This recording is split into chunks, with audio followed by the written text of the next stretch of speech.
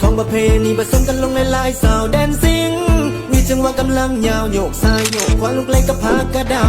สายลมพัดจากเวียงจันทร์พัดเอากลิ่นหอมไปทั่วทันเสียงเพลงเล่าให้จือจำให้คนประชาได้ฟังกันเสียงมาปากจากเมืองเล่าผสมสมัยไม่เข้ากัน